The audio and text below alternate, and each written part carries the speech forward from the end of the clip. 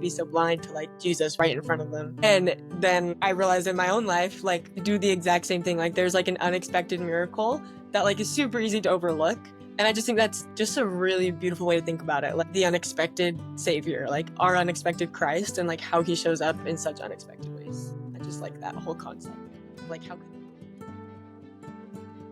there's like a trendy phrase like to say right now is do it for the plot. Like if a friend is like, oh, should I ask her out or not? Or like, what should I do? That's why we both asked boys. Yeah, we both asked boys out last week.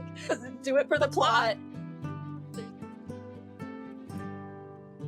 And I think that like something I've been thinking about is how a lot of times in my life, like if things don't go the way I want them to, it's frustrating and I don't like it and I'm not happy and it's hard to find joy.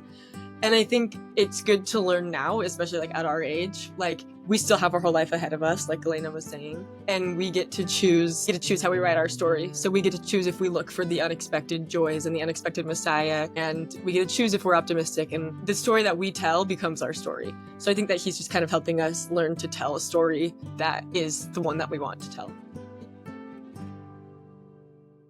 Some big decisions that I've had to make in my life, and with all of them I've always gone to God and been like, God, like help me come up with an answer, and it's just kind of been really stressful and hard. And then in the end, like if it like ends up not working out, I'm kind of like confused and frustrated, like wait, why didn't that work out? When in reality, like I was asking for an answer. We were asking for an answer, and if it starts not working out, like we can know that it was God, because that's literally what we were asking for. Yeah, that's your answer. Here's your sign.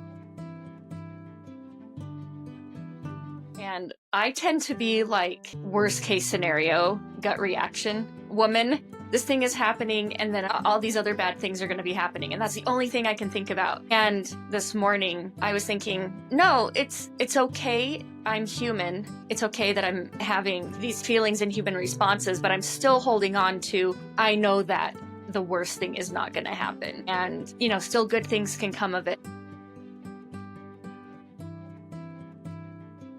When something bad happens, we always ask why.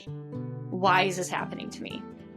And I've been trying to flip that and say, instead of asking like, why is this happening to me? Kind of the victim mentality, flip it and say, what am I supposed to be learning from this? I've also found that instead of telling God what we want, like giving him the answers, which of course we just have crappy answers, instead of giving him the answers we want, finding the right questions to ask.